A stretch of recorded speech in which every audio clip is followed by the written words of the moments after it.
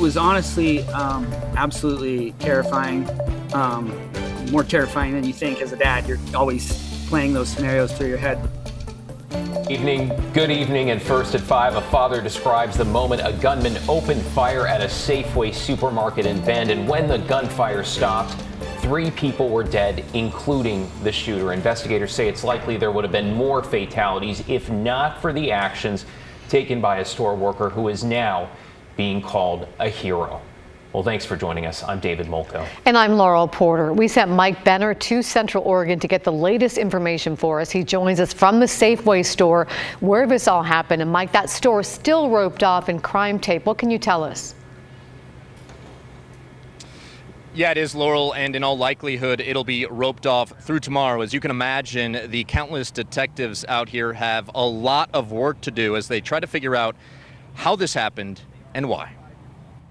Yellow crime tape surrounds the Forum Shopping Center in Northeast Bend, where late Sunday night a gunman went on a violent rampage that, by all accounts, started in the parking lot. The shooter moved through the parking lot from Costco on the west side, shooting rounds from an AR-15 style rifle. Bend Police Department spokesperson Sheila Miller says the gunman, identified as 20-year-old Ethan Miller, stormed the Safeway store. He was armed with that rifle and a shotgun. We're told the gunman shot and killed 84-year-old customer Glenn Bennett near the entrance. The shooter then moved to the back of the store, where he encountered 66-year-old employee Donald Surratt Jr., who put up a fight. Surratt engaged with the shooter, attempted to disarm him, and may very well have prevented further deaths. Mr. Surratt acted heroically during this terrible incident. A visibly shaken Miller says Surratt Jr. was shot and killed before the gunman took his own life as responding officers rushed inside the store. All of this played out in less than 5 minutes, but chances are shoppers will tell you it felt like an eternity. That includes a man who was grabbing some groceries with his 4 children. We were walking toward the front of the store, and I heard what I'm guessing is 6-7 shots going off outside the store. And I just turned to my kids. I knew what it was right away. I said, "Kids, run." In the hours since the Sunday night shooting, detectives have searched the gunman's car and apartment, both located just behind the Safeway store. We're told investigators located 3 Molotov cocktails, as well as additional ammo and a sawed-off shotgun. We are aware that the shooter may have posted information online regarding his plan. We're investigating this. We have no evidence of previous threats or prior knowledge of the shooter. That leaves the tight-knit community of Bend, as well as so many others, wondering how and why this happened. My deepest sympathies go out with the victims of last night's shooting, as well as to our community who regularly shares peace and safety in our community. And that perception of safety and peace was shattered last night. And we will work to rebuild that as a community. All right, in addition to the extra gun and ammo found during a search of the gunman's car and apartment, authorities have discovered some online writings, and those writings appear to be from the shooter himself. He mentions carrying out an attack at Mountain View High School here in Bend. Clearly that did not happen, but all of this will be part of what's expected to be a lengthy investigation. One more thing worth mentioning, in the next hour and a half, there will be a vigil at nearby Drake Park to remember the men who lost their lives. Back to you in Portland. Another incredibly difficult evening for the people in Bend. Mike Benner, appreciate your reporting there tonight. Well, let's talk about the gun violence over the weekend in Portland with 3 homicides and at least 7 other shootings. We'll give you a sense of where these unfolded. 3 people are dead, several others hurt. So last night on Northeast Broadway in Williams, a man was found dead. His name has not yet been released. On Southeast Powell on Saturday morning, a woman was found dead inside a home there. A 33-year-old man has been arrested and charged with her murder. The 3rd deadly shooting in the Centennial neighborhood. This is on Southeast 148th, just south of Stark Street. Police say they found the victim, a man, around 9:30 last night. They have not released any other information about the victim or the shooter. If this is starting to feel like a crime blotter, bear with us. Remember, these are people, their lives, families who have been deeply affected. In the Hazelwood neighborhood at 122nd and Burnside, police say a man and woman were shot. Both of them went to the hospital. In that case, no arrests have been made. And then in North Portland, 3 people were shot on North Expo Road next to Portland International Raceway. That one last night just before 11.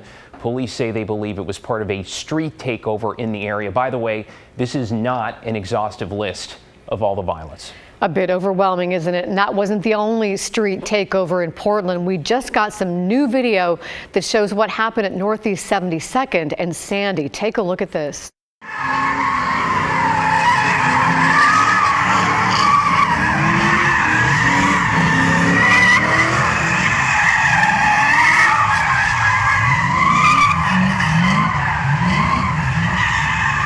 Did you see there on the left side of the screen, someone had a flamethrower in the middle of the street.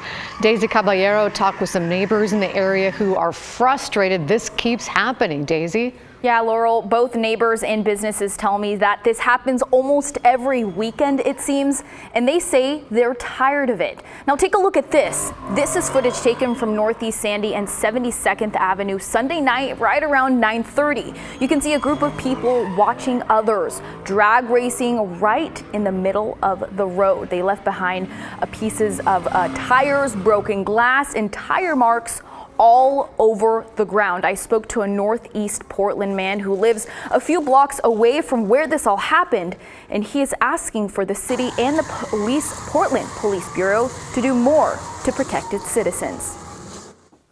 You can't just let a group of people who are engaged in lawless behavior take over a section of your city. That makes no sense. If they don't have the manpower to do it, then I guess you have to call in outside agencies, or like I say, at some point, when do you call in the National Guard to protect the citizens of this city if the police can't do it? Now, we did reach out to the Portland Police Bureau for comment. They said, quote, although it is the goal of the Portland Police Bureau to answer calls for service as soon as after they are dispatched, street racing incidents are typically large crowd control events requiring a large number of officers, end quote. They also added officers were working through several life and safety calls and did not have enough officers available to safely address the street racing calls. David? Yeah, it's a response we seem to be hearing more and more often. Thank you, Daisy. Investigators this evening are working to figure out what set off a huge explosion in a downtown food cart over the weekend. They say they believe it may have come from a fuel tank. Now, the blast destroyed food carts yesterday morning on the corner of Southwest 5th and Harvey Milk. Plus, it damaged several buildings and shattered hundreds of windows. No reports of any injuries, though crews spent hours just cleaning up the damage. Fire investigators say there is no indication of an explosive device. To our homeless crisis tonight, in a follow-up on a Southeast Portland camp we first visited in July. This evening, residents in the neighborhood say conditions are steadily getting worse, to the point a 6-year-old boy living with a disability could not safely get to his school bus. Now, this is in the area around Southeast 80th and Rhine. Those in the community say drug use, garbage, rats, and violence have all become more common. It took them months and hundreds of emails and phone calls, they say, to get the city's attention. When a KGW crew arrived this morning, the city's rapid response team was there. Here is some of what our crew heard. I was so thankful that I don't have to spend another night worrying about this. But, you know, once again, I'm cautiously optimistic, but in 2 weeks, we could be back in the same situation. It's sad because Portland's going downhill fast and nobody seems to be doing anything about it. You know, you have all these strange walking zombies, you know, from Apocalypse, you know, like just nobody wants to see that in front of their house. And that last bit from somebody who's experiencing homelessness. In this case, the campsite was cleared and those living there offered transportation to shelter and a place to store their belongings. For perspective, last week alone, the city of Portland received more than 3,000 new campsite reports. KGW is investigating mental health care through a new series called Uncommitted. Investigative reporter Evan Watson explains why some people with severe mental illness symptoms don't get the treatment they need and how that impacts the entire community. This week, KGW is focused on a big question. How can we better help people with severe mental illness?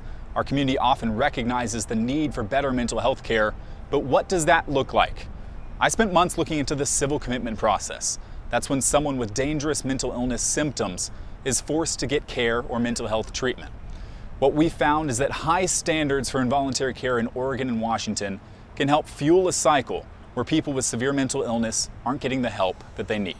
As a society, I just think it's so unacceptable that we have chosen not to care for people who are truly ill. We're looking at the current civil commitment system, how we got here and how it works. Our investigative series, Uncommitted, airs all this week on KGW.